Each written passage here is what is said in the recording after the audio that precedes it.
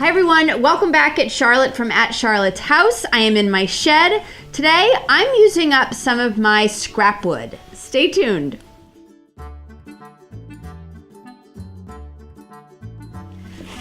I saw a larger version of this on one of my friend's Instagram feeds, and I thought that looks like an easy way to use up some scrap wood.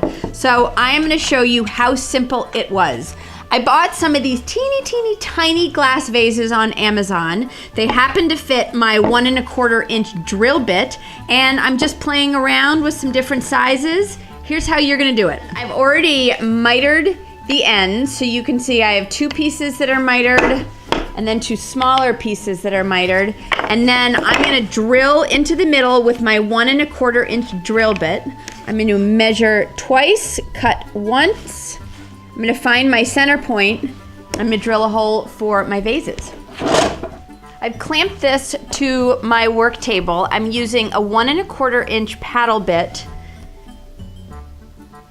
And I found that it's a little bit easier if I have a piece of pine underneath it. It eliminates a little bit of the tear out.